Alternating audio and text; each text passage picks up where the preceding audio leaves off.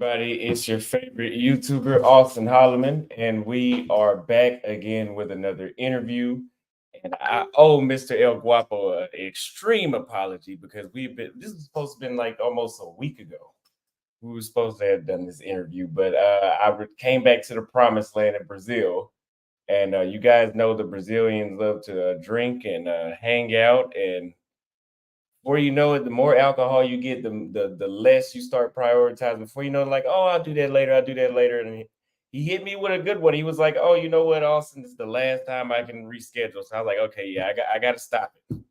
I got to stop it. I got to be on point this time. So we'll go ahead and bring him up, and we're gonna have a talk today about his experience with marrying a Colombian woman and integrating himself into the family. So the one and only Mr. El Guapo, what's going on? What's good, Austin? Salute to you, man. Salutations. What's good, Austin Holloman team, man? Bro, first things first, man. I ain't beat up on you, man. It is what it is. You know, you just your man is busy. But I can't get mad at you, bro, because you're down there having a blast, man. I know how it is. I was there last month. I slid you the last minute invite, and bruh, I get it. Brazil will do that to you, man. So it's all love, man. It's all love. So I appreciate it. Would you go ahead and introduce yourself and tell everybody who you are? Most people already know who you are, but what you do and where you're from. Cool, man. So my name, I go by El Guapo here on my channel, Beautiful Lies. That's Lies on YouTube, under the Kingmaker Studios moniker. I'm a YouTuber, a content creator. We talk a lot of things success. As of late, I've been leaning very heavy into passport bros, digital nomading, men putting themselves first and doing what they have to do to live good, fulfilled lives. You know what I'm saying? So we're 60,000 strong over here. Salute to you on hitting 100,000 subs. Thank you. Thank you. Man, that's awesome, bro. That is absolutely awesome, man. So real proud of you, man. But yeah, man, we do a lot of live streams, kind of like you. I try to go live 3 days a week and everything, and just help the brothers out, man. That's all it is. Absolutely. You're doing an amazing job at that. So I've been trying to, you guys know that my channel is a social studies channel, and I'm past the whole showing women on the beach with the booties and the asking, what do you think about feminism and all that kind of stuff? So I would rather just hear it from the horse's mouth, whether if it's somebody like you that's these things that other people want to do, or if it's a local that's going to tell us about the experience with integrating themselves or just moving abroad, dating abroad, whatever it is. So can you share your initial experiences and impressions of Colombia and its culture and why that may have led to you wanting to pick a wife from there? Right. So, excuse me. Drinking this daggone sparkling water went down the wrong pipe, man. But anyway, yeah, man. So I've been married. I'm married now. I've been married 3 times, folks. So been there, done that, got the t-shirt and trying to figure it out. And prayerfully, this one sticks. My wife now is Colombian. We call her La Bella. That's my sweetheart. We have a 1-year-old son. We call him Guapito. And when I got divorced the first time, I actually got a job at an airline. OK, with the way that custody was going to work out with my 2 oldest daughters from my first marriage, they were going to be in Colorado. And at the time I was in Georgia. You know what I mean? So I wanted to be able to get them back and forth and see them as much as I could. So I did that. But I realized with those flight benefits, it really opened up the world to me. So in the 18 months that I had that second job, I took like 98 legs, like 98 flights in 18 months. And I had a full-time job too. You know, the job with the airline was just part-time. And there were just places I wanted to go. I'd already been to Brazil and had a blast there. I had already started doing business there, but I was like, I was on a mission to see the 7 wonders of the world. I went to China to see the Great Wall. You know, I went all over. And Colombia really, really intrigued me because it was supposed to be a mix between the beauty of Brazil and the traditionalism that you get in a lot of other Latin cultures. So how deep do you want to get on this conversation? Because I don't want to mess anything up and say anything wrong, man. No, get as deep as you need to. People need to know this. Okay. So, there's a lot of detractors about men traveling, especially men our color, black men. And they have an issue with us, okay, they're going over there, they're tricking, they're doing the pay for play thing and everything like that. My hand to the man, that is something I have never done in Colombia. Never. Now, elsewhere is a different story, but in Colombia, I've never done it. I dated a few women there, went out and had some great times. Been to Bogota, been to Cali, really loved Cali, where Andre from Andre and Andrea Love Crossing Borders is. Really love Cali, Colombia. Met a beautiful redhead Colombian there, and she spoke perfect English. Absolutely gorgeous young lady. And this is years before I met Labea, and just really fell in love with the culture and the people. And what I found is, as much as I loved about Brazil, I could see the higher level of family orientation in Colombia. It's so apparent. It's so apparent when I was there.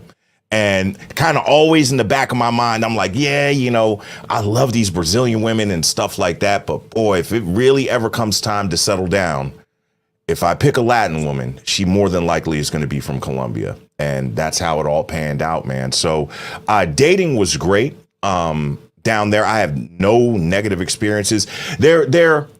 I'm pretty stoic, you know what I mean? So they're very playful on the dates. I remember I went on a date with a young lady and she was like, oh, you got something in your nose. And she literally tried to stick her finger up my nose. I'm like, what are you doing? You know what I'm saying?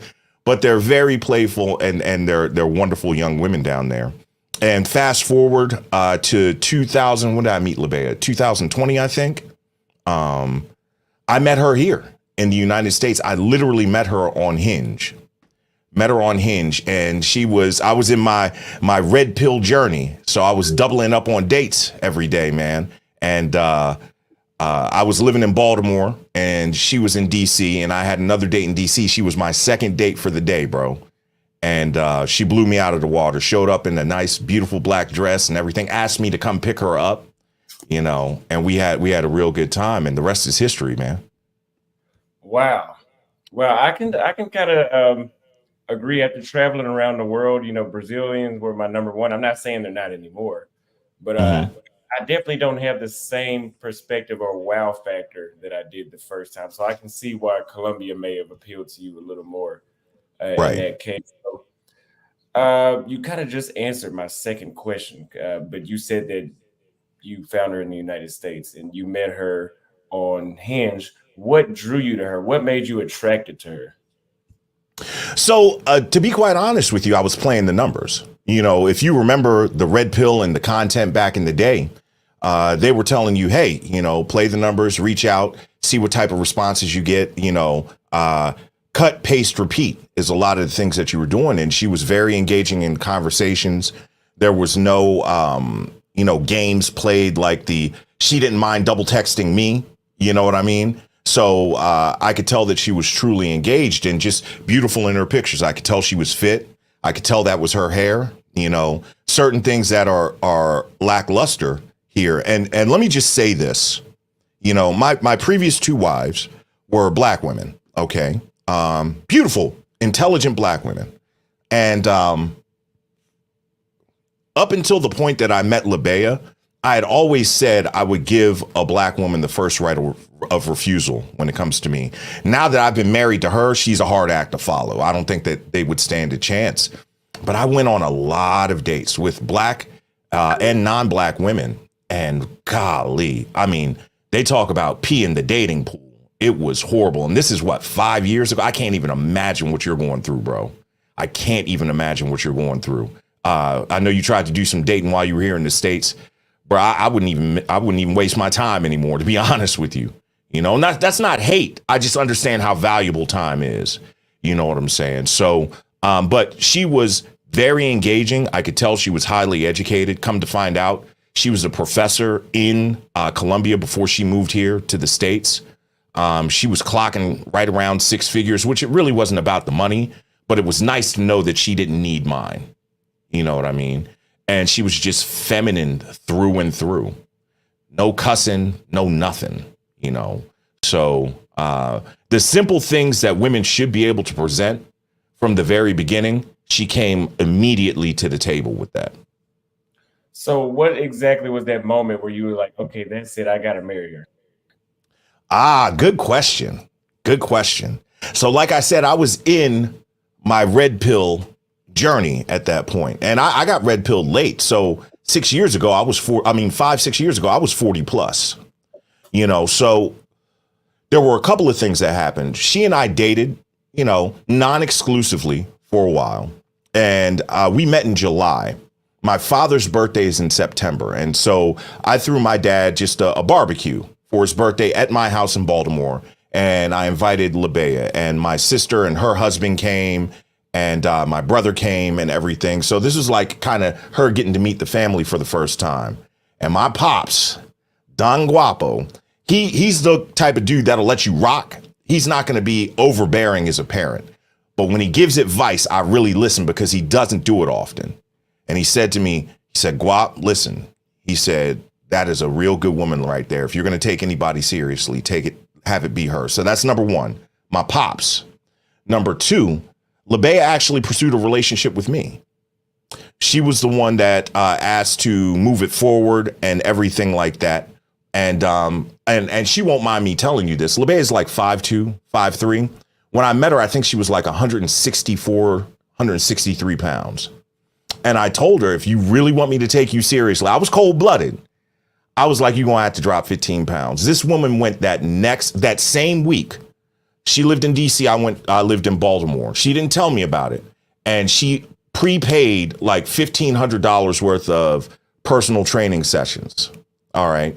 And she went to the gym, and every time I would see her, because I'd only see her on the weekend, I'm working, she's working. She looked a little better, and she looked a little better. And then she got down to like 133. And I was like, wow. So she was willing to invest in herself and ultimately in my attraction to her. And I know this sounds like BS, but this is my experience. Y'all ain't got to like it. It's the truth. And that was probably one of the driving factors to show that she is truly invested in making this work. And it's been like that since we've been together. Wow. You know what? If a woman ever showed me that she just got $1,500 worth of training, prepaid, not overtime, but because prepay is like, you got to be different to prepay your rent. That's different. That's a hell of an investment. I think I would have I would have did the same thing you did. Yeah. I think I would have. That's amazing. Wow. I think that's my new standard. So I like that. Let me see the next one. Okay, I guess I didn't know that she was from the United States. Well, she was in the United States. So what are the biggest cultural differences that you noticed when you were trying to integrate? Well, let me back up first. Yeah, let's start there. What were the biggest cultural differences that you noticed when integrating into her family? She's mestiza, right? Say again? She's a mestiza? You broke up a little bit. Oh. Is she? Can you hear me now? Is she a mestiza? She is a white Brazilian woman. Okay. So what were the biggest cultural differences? I said Brazilian, Colombian woman. I messed up. Yeah. Sorry. Don't get mad at me, baby. Yeah. What were the biggest cultural differences you noticed being a Black American man integrating into her family? So here's the big one, man. And this is exclusive to Colombia. And you've been to Colombia, so you probably are aware of this. They truly celebrate Black skin in Colombia. It's not like that in Brazil. It's not like that in the DR. It's not like that in Puerto Rico, all those other countries. It is exclusively to Colombia. If you watch some videos that they have on TikTok and Instagram, I saw one recently where a guy said, what do I call a Colombian woman? He's asking a Colombian woman, what do I call her to make her feel special, like sweetheart or whatever? And she said, mi negra, right? So being a Black man with a Colombian woman, her family absolutely loved it. And it was, I've never experienced that. I've dated a lot of women, bro. I've never experienced that celebration of me just for my ethnicity. It was wild, you know. Integration is difficult. I've been slacking on my pimping when it comes to learning Spanish. I'm so afraid that I'm going to lose my Portuguese, if I start learning Spanish. But she does a great job translating. My wife is fully fluent in English. So the first time I went down to visit her family was right after things loosened up from the pandemic. Okay. And she and I think we had just gotten engaged, if I'm not mistaken. And we went there and we stayed in a hotel. Her family, she comes from a very good family. They own properties in multiple cities. You know what I mean? All educated, very good family. Mother and father still together, rocking for 40 plus years, So we stayed in a hotel. She's got two brothers. She's the oldest. She's got two brothers and a sister. And when I tell you we got in to Bogota around 11 o'clock, and then it's about a 3-hour drive north to the town that she's from. And everybody was up. It was like 3-4 in the morning waiting, and they greeted me and they hugged me. And of course, they were so glad to see her because they hadn't seen her because she couldn't come due to the pandemic. And it was amazing, man. It really was amazing. And we did everything together. We would go out to eat. We went to the mall together, and they really did their best to get to know me, to try to talk to me. Her mother fed me so much food. It's because I'm the biggest guy in the room, right? She fed me so much food, man. They made sure I ate. Me and her pops had some drinks. Shout out to Poppy Jose. That's my homeboy right there. My father-in-law. They showed me all the sights, and it has always been really good. I WhatsApp her mom every now and then using the translator and stuff like that, and it's just a really tight knit family. And having a child with her, the benefit to my child is phenomenal. Absolutely phenomenal. Wow. Okay, so you pretty much answered my next 4 questions, but my you bad, don't man. speak Spanish. Say that again. So you do or you do not speak Spanish? I do not speak Spanish, no.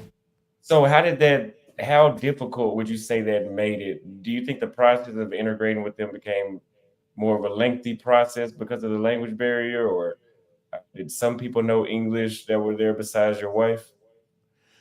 No. So her brother, her oldest brother is in Australia now, working over there. He's learning English, but no, not really. But just hanging out with the family and translating, and just like you would do in any other country, use your Google Translate and you talk. Now we got Chat GPT 4.0, which is live translations. But I'm going to learn Spanish. You know what I mean? Got a lot on the plate this year. Maybe we'll push it to 2025, but we'll make it happen. You know what I mean? Yeah. Okay. So, and would you say that there were any cultural misunderstandings that, any hoops like that you had to jump through? Some things that we would do normally, a Black family would do, that maybe if she was a Black American woman, you wouldn't have those issues, but in their country, in her family, they do these things differently. Would you say you had any issues like that? No issues. The one thing that was definitely surprising to me is the way that they honor the men. So the men eat first. And what was really cool is because they honor Papi Jose so much, there's a word in Spanish that says siga, right? Which I believe means like proceed. You speak some Spanish, right? And Yeah. so everybody will be sitting at the table and he'll actually say that word. And what's weird is even now, LeBay will come to me. He's like, hey, do you mind if I go ahead and eat? And I'll be like, yeah, baby, go ahead and eat. I'm working all the time. I'm in the studio and stuff. And that was a little bit of a shock. But no, she adapts very well. And it's not from it being difficult. It's just she has a desire to adapt. My family absolutely adores her. My family loves her. They know that she is a great addition, and they've embraced her completely. So even at the Black events, and we have some real Black events in my family, she fits in just great.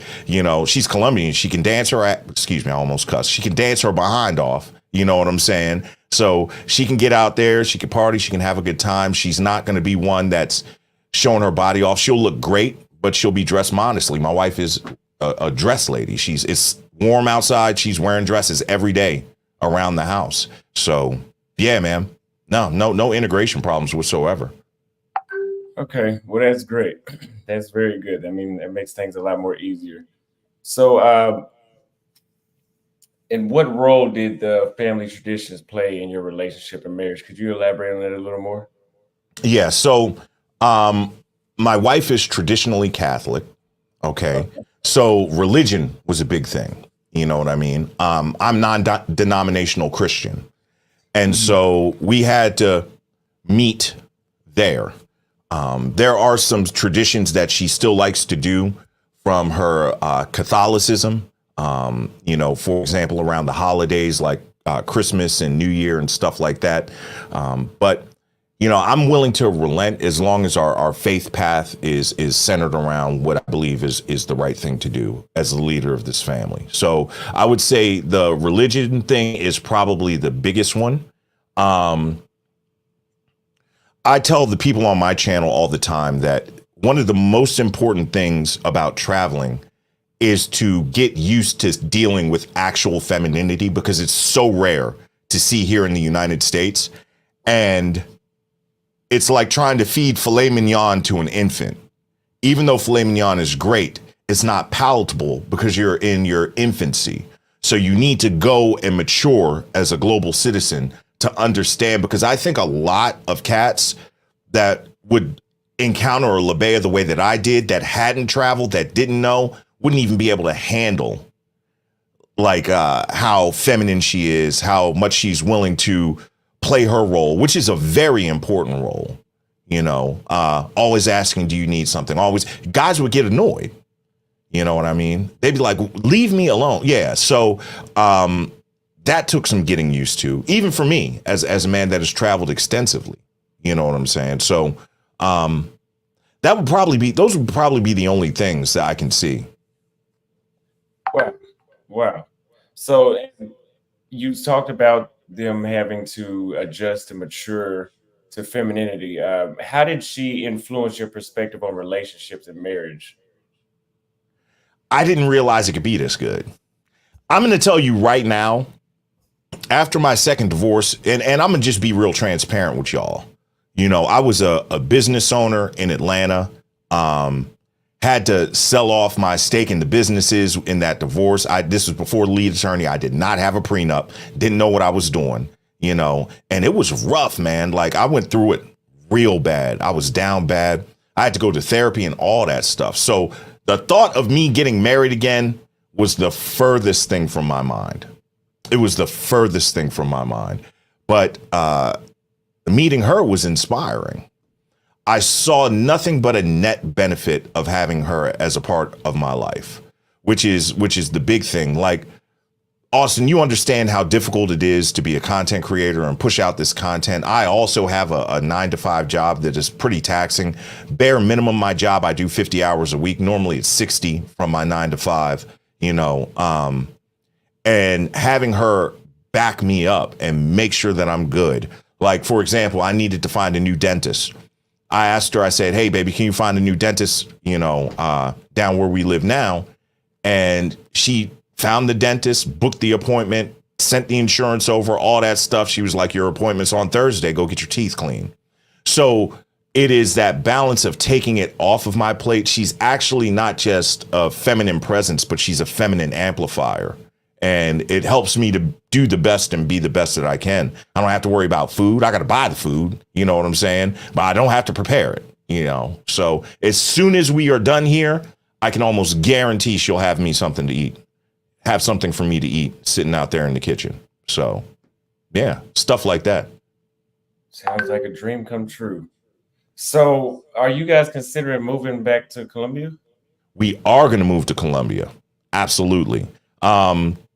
So I have 3 daughters, 114, 113, 110. The one that's 10 lives in North Carolina. I really don't get to interact with her so much. My 2 oldest daughters live about 15, 20 minutes away from me. So when my 13-year-old graduates high school, we're out. We're gone. My kids already know. And that really coincides with my son getting ready for first grade. So, yeah, we are going to build a nice little compound there in her town, which I'm not going to divulge where it is. And I'm going to enjoy, my 50s into my 60s and stuff like that, So, yeah, we're absolutely moving to Colombia. Okay. And so, how did you make her and her family feel comfortable that you were going to support her while y'all are together in the United States? Right. So when I met her, LeBea was making great money. When we got engaged, she was over six figures. You know what I'm saying? So it wasn't necessarily a support thing. We had a plan for her to retire from what she was doing. And she was a teacher here in the States. We had a plan. Guapito was unplanned. And one thing I knew is that I wanted my wife to be there for my son, especially when I found out it was a boy, because I don't think black boys are loved on enough, And I've told her, I was like, all you got to do, man, baby, is to just love on him the first 2-3 years. I'll come get him and make him tough when he turns 3, So we lost that income, but I make a decent amount of money, and after meeting me, what's good about different cultures.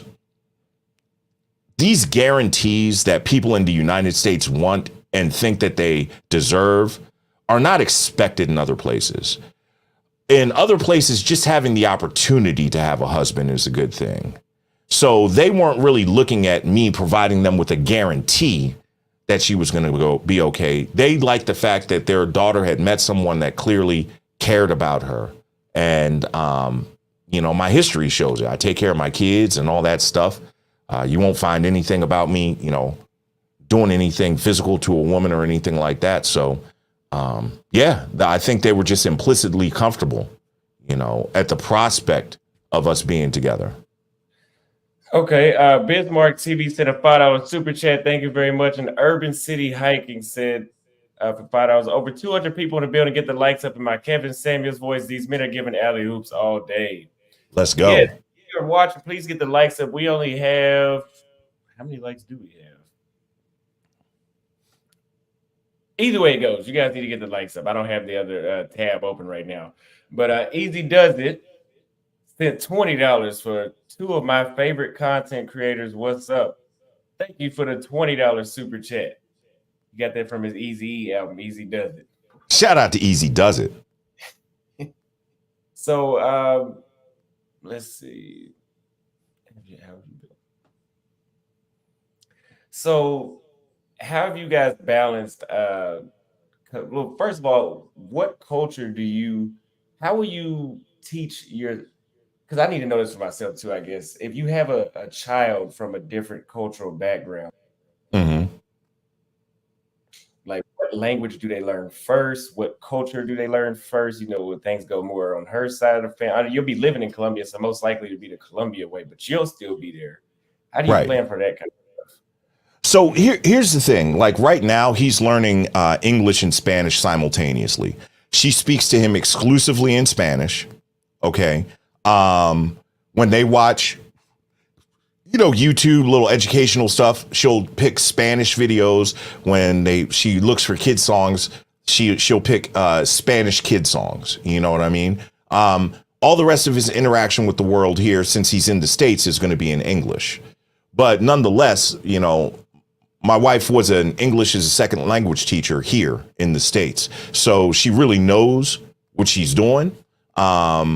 When we move to Colombia, of course, we'll be operating on the Colombian state. My job is just to make sure that he is the best man that he can be and can function wherever it is in the world. You know what I mean? So a lot of those success principles are going to translate from Colombia to the US to Japan to wherever he goes. My job is to just make sure that he is a top-notch young man. So I'm not so worried about the cultural influences. I want him to have a lot of influences. It'll make him more well-rounded, So what are your thoughts on actually raising a child in another country? Like, I think sometimes like where actually is a good place to raise? I mean, I guess it's you can raise children because there's adults here that were raised here in places like Sao Paulo, but do you ever feel like the United States is like the superior place? Well, I'm not going to say that. The superior place for a education and safety. Okay, so safety is so depends on where you live here in the States, right? You've been to Thailand. Mhm. Thailand is the safest place I've ever been in my life, you know. So there are places that are better than the United States. You know, Colombia is getting a bad rap right now with all the scopolamine and stuff that's going on right there. But at the same time, there are places in Colombia that are super tranquil, super safe and stuff like that, where my wife is from is one of them. So I'm not worried about the safety. Funny you bring up education, bro. Funny you bring up education. I'm actually going to speak about this tomorrow when I go live. I have made the decision that while we're here in the States, we're homeschooling my son. Some of the stuff that we are seeing with the way that it's moved so far away from just educating children to indoctrinating them into certain ways of thinking. I don't want to get political on your channel, but if you read between the lines, you understand what I'm saying. Acceptance of everything is okay. I don't want my kids to have any parts of that. And then on top of that, like my kids, he's a handsome dude, yo. Have you seen how many of these teachers, these female teachers here have been getting locked up for messing with boy? Man, no. And it's not a fear thing. It's like, I know what I would do, and I just don't want to lose my freedom, yo. So we're homeschooling my son until we get to Colombia. I much rather put him through a private Colombian education, you know, with my wife there to supplement his education, than to put him into the education system here, even private school, because you're going to still get that agenda, you know. Unless you put them in an actual religious school, which you got to be careful there as well. So education wise, I'm going to take Colombia over the U.S. for my son. Do you ever feel that could spread to Colombia as well?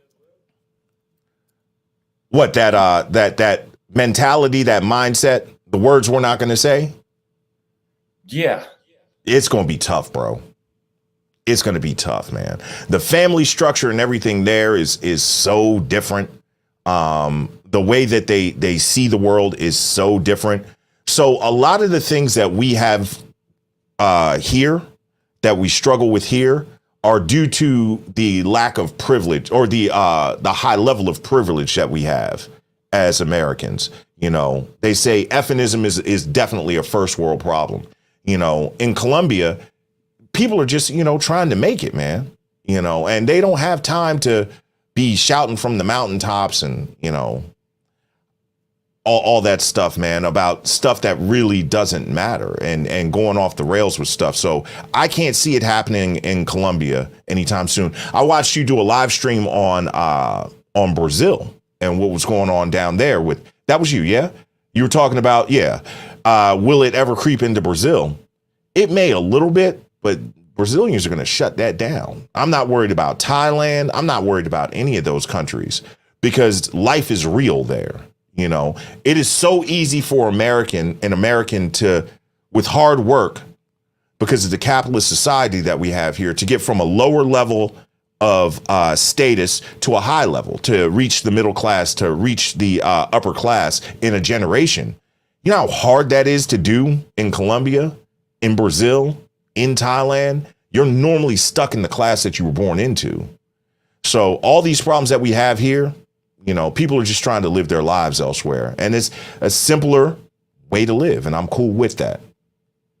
Yeah, in other countries, like you said, life is real. They have actual stuff to worry about. Well, as opposed to say, we've come so far and developed that we're worried about, you know, who wants to be a wolf today at school.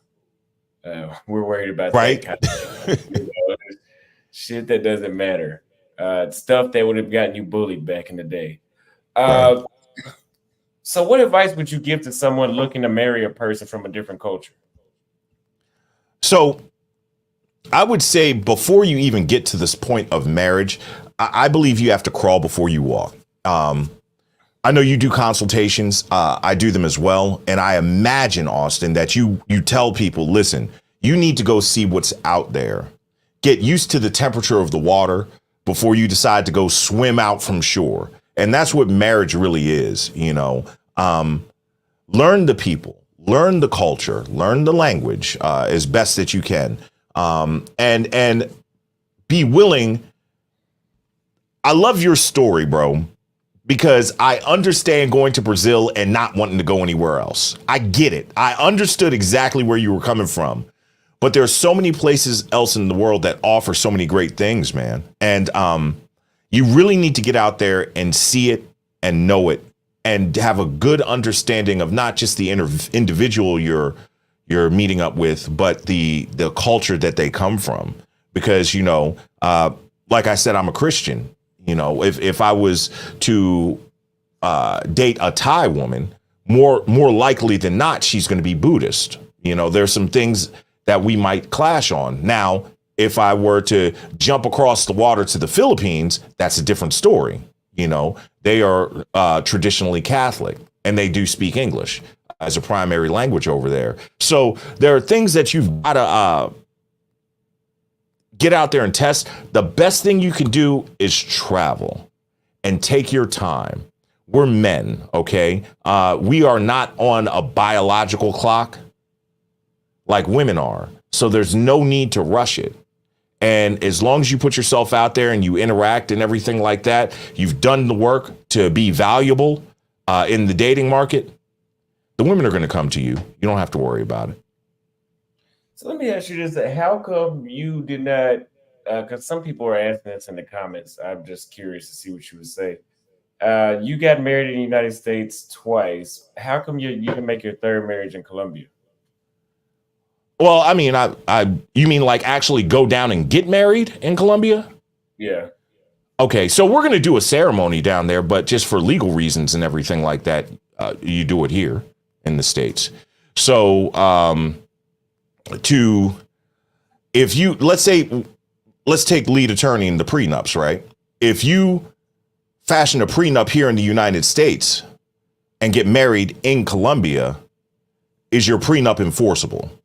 Number one, right? You see what I'm saying? Number two, if you're here in the States, we're living here now, right? So for her to get the benefits of being my wife, she has to be married to me, you know, even down to, for example, her name is on this house that we bought, right? I'm a veteran on a VA loan. She can't go on the loan and be considered with her income unless she's my spouse. Okay, so there were some reasons that we did it the way that we did, but I wouldn't do it a different way. But we still are going to have a ceremony down in Colombia. It's going to be awesome. I'm looking forward to it. Okay. So what was the most rewarding aspect of integrating into a Colombian family? Man, the support, the absolute support. So like once a quarter, we get a big box from Colombia. It's got clothes and toys and books for Guapito. I get the support of not just Labea, but her mother as well. They are on the phone constantly. Her mother is like my biggest advocate. Are you making sure Guapo is eating? You know, make sure his clothes are washed. You know, I get my shirts dry clean. You know, make sure you leave them by the door so he can take them with him. Things of that nature. She also, if my wife has any questions about child rearing and stuff, she's got her mother, she's got her tias right there to help her. Shout out to modern technology. WhatsApp is a beast. You know, you can get on a video call on WhatsApp. And if he's got a little diaper rash or something like that, and her mother has all kinds of old school remedies, and them Jones be working too, bruh. All kinds of things to fix things around the house. The family is great. And not just now in the moment, but the way that they raised Labea, you know. You know what she wanted for Christmas? What? All right, so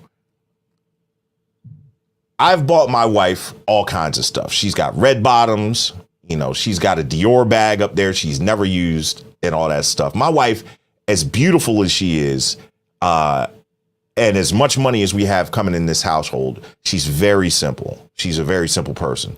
My wife wanted a sewing machine for Christmas, and that's what I got her, a sewing machine. If I need to have something sewn up or fixed on my clothes or anything, she's like, oh, I can do that. What woman these days has that skill set? Here in the States, it doesn't exist, man. It doesn't exist. So I'm thankful not only to what her family provides me now, but what they have provided through raising her right. The respect that she has from seeing her mother with her father, and that she repeats in our marriage, you know. And those are things that over time, you know, have been galvanized within her. And this is why I say all the time, women here in the States don't even realize how stiff the competition is. Y'all are like 30, 40, 50 years behind in training.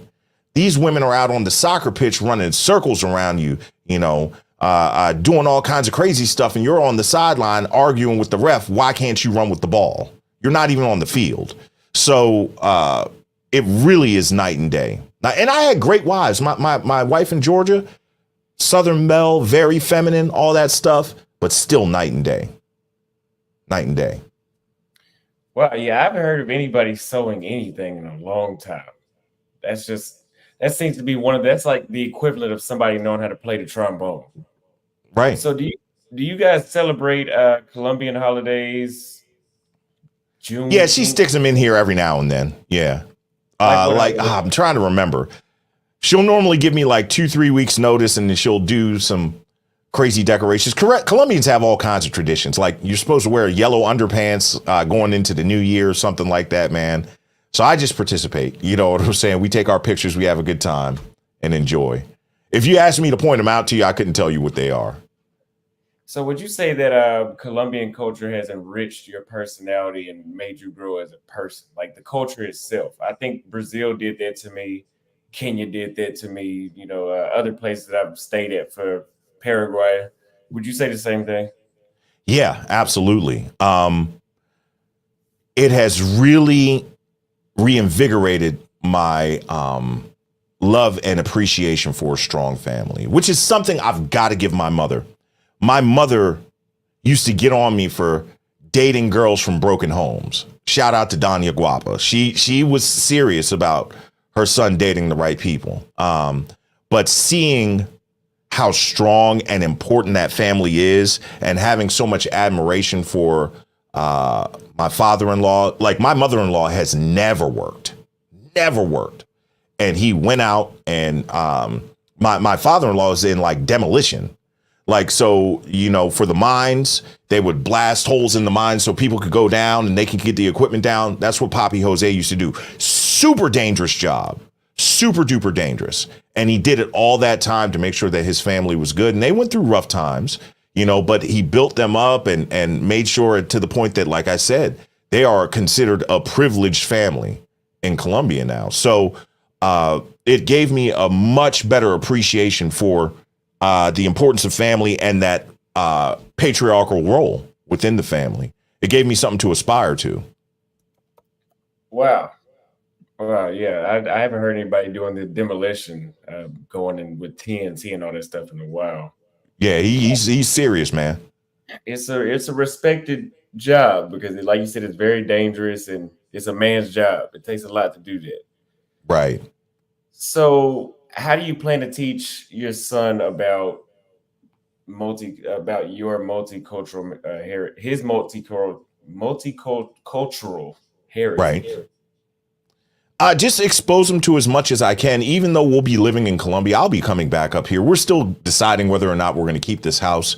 You know, houses deteriorate if you don't have people living in them, and I don't want anybody renting my junk. So we'll have to just see. But 2-3 times a year we'll be here. We're going to be very mobile. Like Bogota to DC is only about a 5.5 hour flight, right?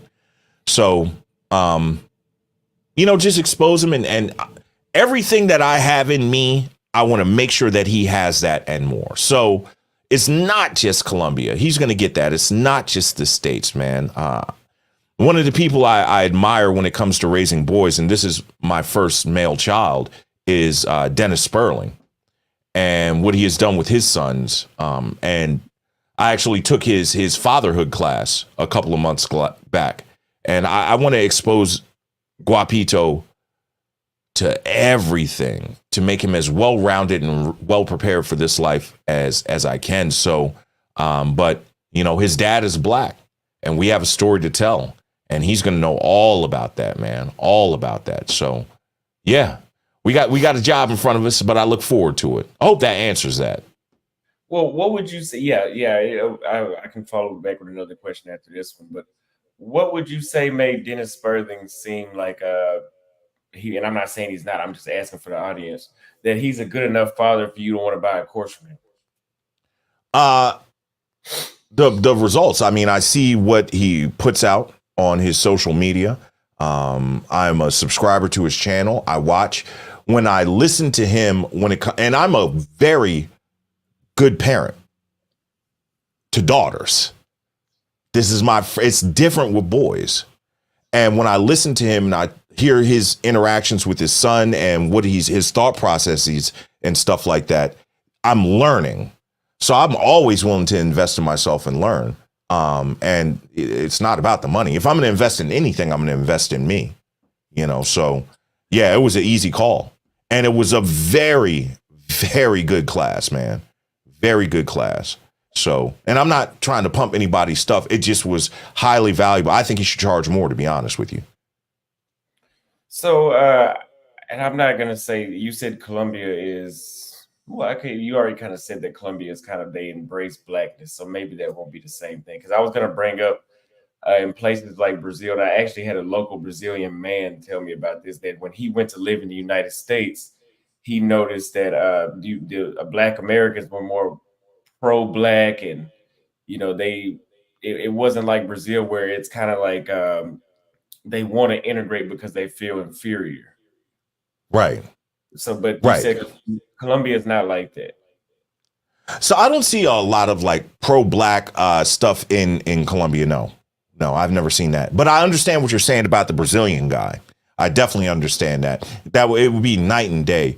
I think a lot of darker skinned people in Brazil, especially in like Rio, it's different in Bahia, but especially in Rio and Sao Paulo, it's kind of escaping that class. Like I was talking about before, it seems insurmountable. You know what I mean? So, yeah. You know, a lot of them are lighter skinned because it seems like they want to mix because they have that inferiority complex and they want to breed out because they think that's more. Maybe one day it'll change. You know, I don't know. It's just an observation from what I've seen. But yeah, that's the thing that I've talked about a couple of times. Did a live stream on that. So with raising your son in that environment, I guess since you'll be there, it won't be. Do you think that that's something you'll have to reiterate to him that some things that they may teach you in Latin America are not true about blacks? Yeah, I think that there's going to be a lot of level setting with my son. And this is to go back to the education thing. And my wife not working anymore. I need the base level of my son's knowledge to come from his parents. So it's not like we're trying to get a jackhammer and break down this foundation that has been laid by the education system and then build it back up and refortify it. I want it to be solid from the very beginning. But and I do this with my daughters, we have real good conversations as they hear things here and there and stuff like that. And they discuss it with me. I'm going to let them know, hey, listen, I know that this is what you're hearing and you're seeing, but that is not necessarily the case. And this is the way that you need to view it. And they accept it, you know, so hopefully that'll translate to my son as well. Interesting. So do you ever have in your household, do you ever have conflicts or disagreements due to cultural differences? My wife is Latina. She gets a little fiery. She does, but not disrespectful. You know, it'll be we'll have this. I'll be like, baby, come on, we got to tighten up. You can't do this. And she's like, oh, I'll never do anything like this again. I'll be like, you don't have to go off the rails, yo. Chill out. I'm just giving you a little guidance and everything. So my wife is Latina. She is fiery. She is not perfect. I'm not perfect. But things don't ever get out of hand to the point that I'll be like, man, I can't stand this broad. You know what I'm saying? So, and she doesn't feel that way either. But yeah, and that's the cultural difference of the way that things are handled. My wife, she's getting out of this, living with me, but there are a lot of superstitions in Colombia, a lot of superstitions there. So for the longest time, after it was dark outside, like she makes sure all the windows are drawn and all that stuff. And she was like, the spirits will come in front of the window and you'll see them at night. I'll be like, baby, you are lunching, man. Okay. So little stuff like that, the superstitions, but nothing major at all. One thing here's one. My wife is all about fresh cooking, and this comes from her mother. I don't know if this is specifically a cultural thing in Colombia, but I know this is my wife's family. Like, they don't do leftovers. My wife literally cooks all of Guapito's meals, all of them. My kid has never eaten out of like a jar of baby food like Gerber. Never. This morning she made him like yogurt pancakes. She had his cut up blueberries, his strawberries, bananas, all that stuff. And let's say he didn't eat it all. She could put a little saran wrap on it, put it in the fridge and give it to him for lunch. No, she won't do that. She will throw it out.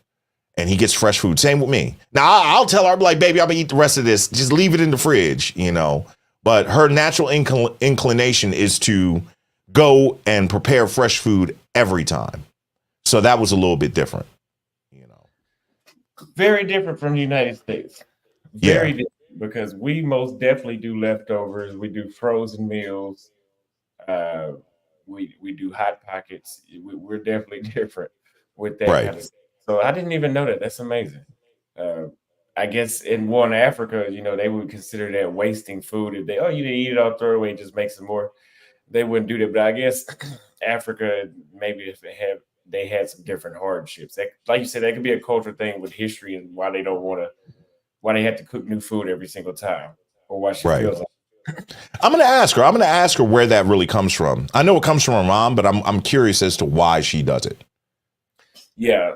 So how has your experience been? Do you hang out with do you socialize with her community in the United States? Like, do you socialize with the local Colombians in your city?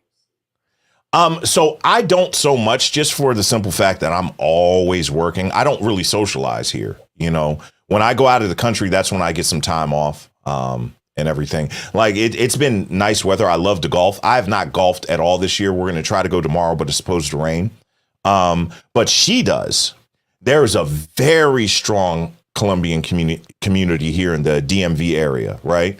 So she was just asking me, she was like, she's got a couple of her Colombian friends that have, kids and babies. And she was like, I was thinking about doing a pool day for them, because the pool's open and everything. And she said, do you mind? I was like, well, as long as liability, just make sure these kids can swim and you're keeping an eye on them. But she's always interacting with the Colombian community here, and having her Colombian female friends over to the house with the kids to interact with Guapito and stuff like that. So she's very tight knit. They have their mommy days. They'll take the kids to the library and do readings. They'll meet at restaurants with the kids and stuff like that. So she does a real good job of that. But for me, it's just limitation of time. I barely get to see, my pops. So it's difficult. I get to see my daughters every other weekend and stuff like that.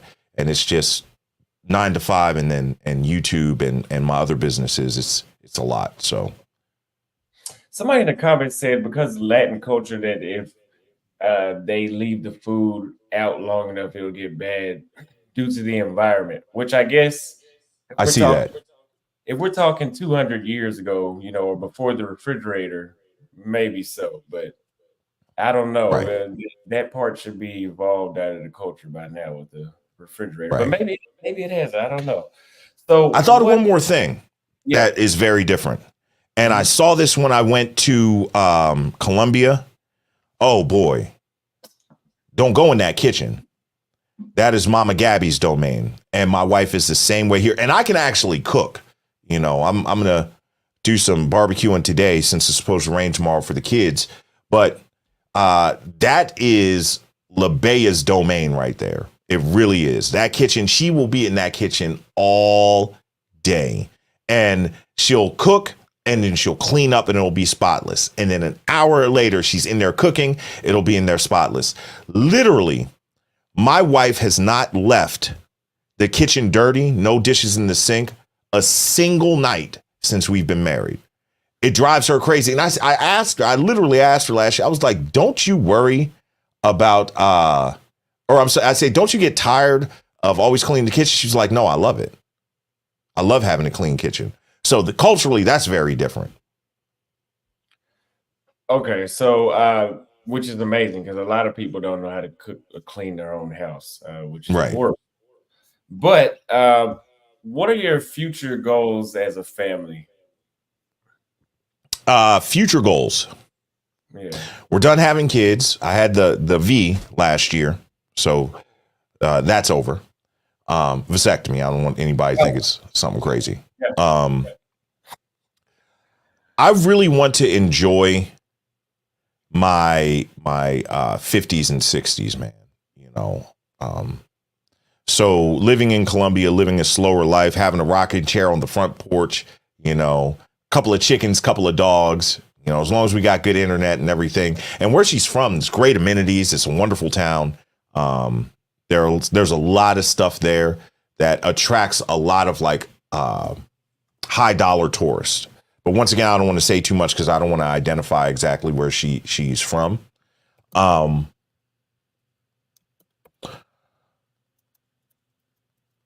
think we've both worked hard enough that we just want to enjoy life and enjoy our children, my kids that are her stepkids and our son together and our grandchildren. Like we've put in the work.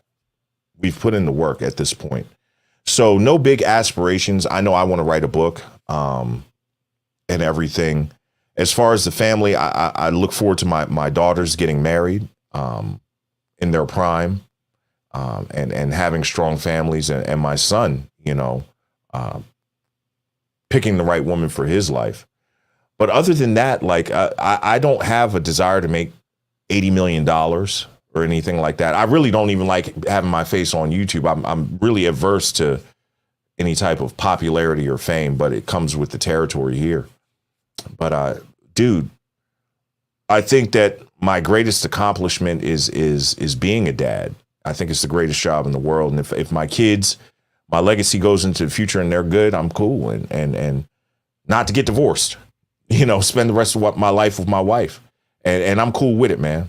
We can live simple lives. I'm cool with it. Right. That's amazing. It sounded like you were very passionate with that answer as well.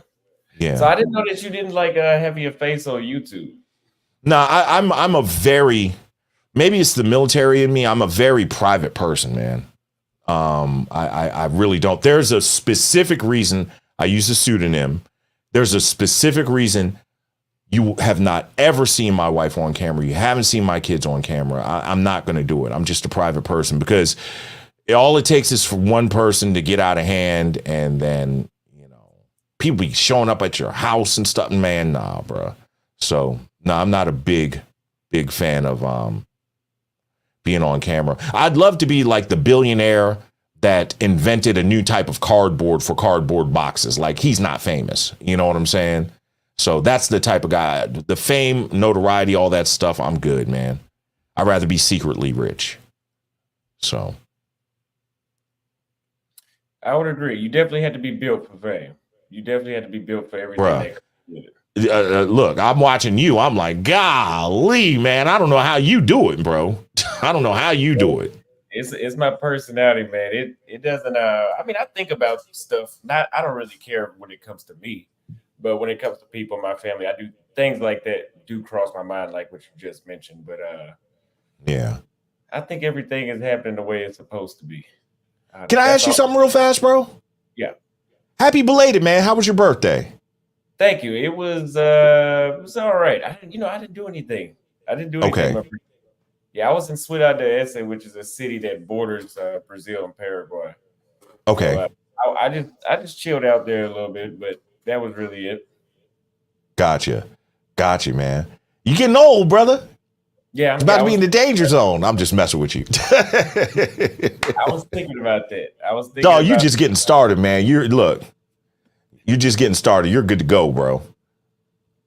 Yeah. I was thinking I'd be 26 next year, so it's getting closer to 30.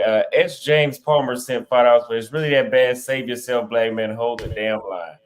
Shout out to S. James Palmer, man. He's one of the great supporters of my channel as well. And S. James, we'll talk in the background. Yeah. DJ Victor sent $10 for 3 marriages, 4 kids, marries a Colombian woman, financial transaction for a green card. That's my say. But he said that she was already here.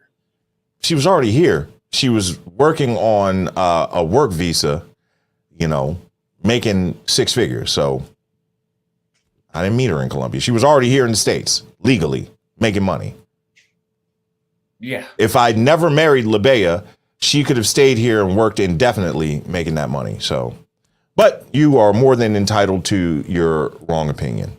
You know what I'm saying? Do you have time for a call in, or do you?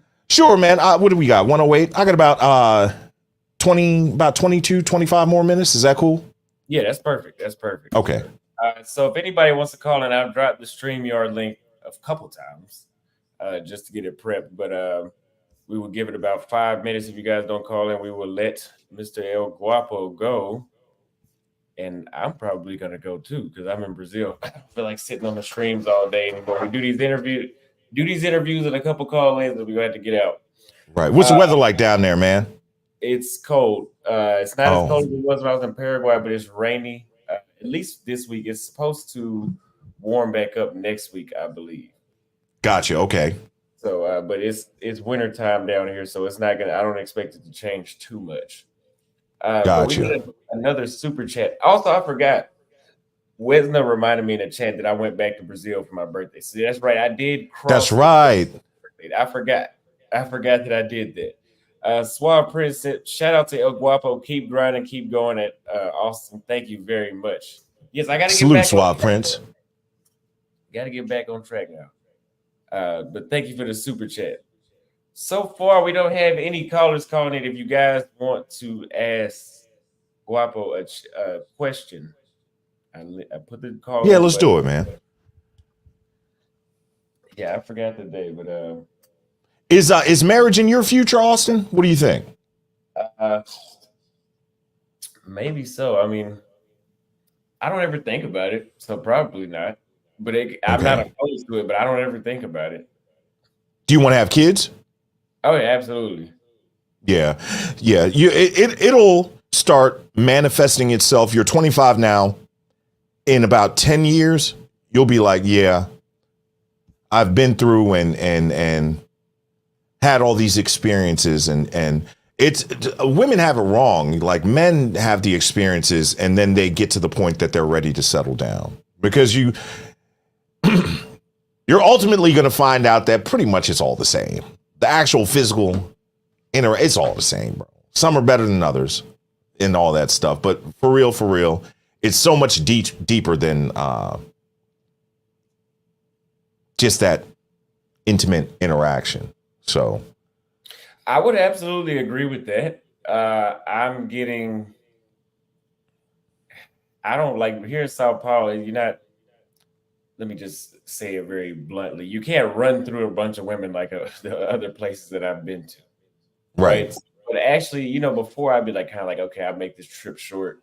I just bought another month here. I think I'm getting to a point where now it's just like, okay, I think I've ran through enough. Yeah, you're slowing down. I could have a little more meaning now. I've caught up as much as I needed to.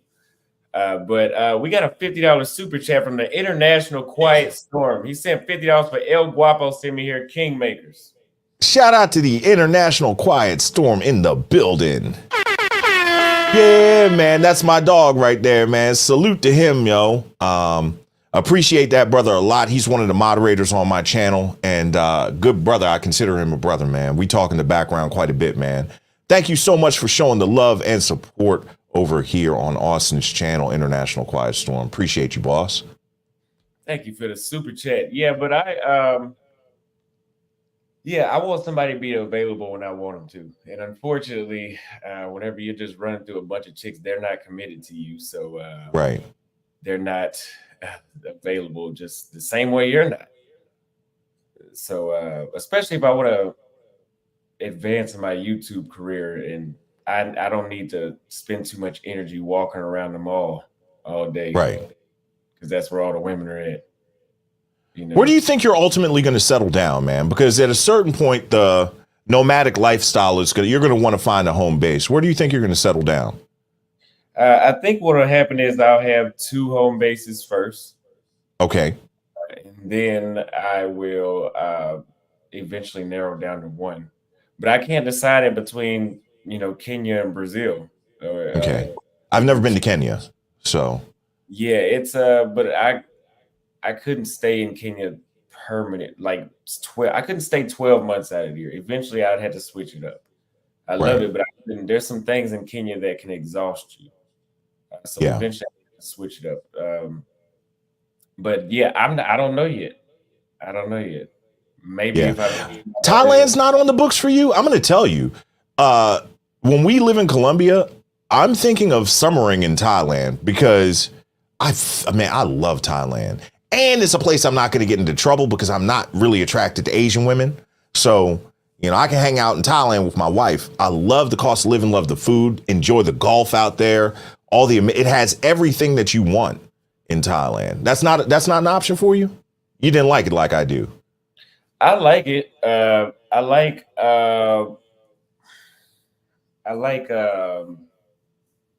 the convenience of things, like I always say. I don't like the air quality though. Now, if you go to Pattaya, it's not as bad, but I don't like Pattaya as much as I do Bangkok. But Bangkok is not somewhere where I would live permanently either. Gotcha. I'm also not into Asian women, so I'd have to bring my own wife. But you're understanding what I'm saying. There you go. Yeah. I wouldn't go there looking for a Thai chick. I wouldn't do it. Not that I'm against it. I'm just not going to bed thinking about it. But, attraction's not negotiable, man. So you don't ever have to apologize. If the white girls don't like the brothers, if the certain white girl doesn't like us, you can't get mad at her. Why don't you like us? That's what the women do. We're not attracted. I'm sorry. Yeah. Hey, Zoom to Thailand. Zoom to Thailand said $10. But shout out to my man Guap and the old man Austin. Keep pressing forward, brothers. Thank you for the $10. Shout out to Zoom to Thailand. Richie Mack. He had a good live last night, man. Really? What was it about? Yeah, he did. He was supposed to have Tailor-Made Dreams on. He was asking if Pattaya is becoming the next Sasua. Great subject. Yeah. So it was good. Yeah. I didn't watch it, but I've seen it. Yeah, it was good. Well, what do you think? No, I don't think so. So, here's the thing. I've never been to Sasua. I've been to DR. I spent most of my time in Punta Cana, though. So I've never been to Sasua. But from what I'm hearing about Sasua and everything, that flight is a big deterrent for people. That's a long flight, bro. You know what I mean? And then the Thai government don't play that. And this is one thing I like about Brazil. I got to give it to Brazil. You don't see a lot of these dudes, the proverbial pookies, coming down to Brazil and acting up, because Brazil will whoop your tail if you come down there and act like that, man. Have you watched any Brazilians fight yet? Like get into a fight on the street? Yeah, bro, that joint is vicious, man. Yeah. They be throwing head kicks and everything. I was like, God dang, boy, this jiu-jitsu and Muay Thai down here is serious, man. You do not want to get into a fight and it's the privileged Brazilians that take all those classes. You don't want to get in a fight with one of them, man. For real. I would agree. I saw somebody get a glass cracked on their head Saturday. I've seen that too. Thursday. Yeah. And nobody. You don't want to. They're not gonna just take your stuff down there in Brazil. They don't play that. You will get it, and it's the locals. Don't even worry about the police. The locals will handle you. So don't go down there acting up.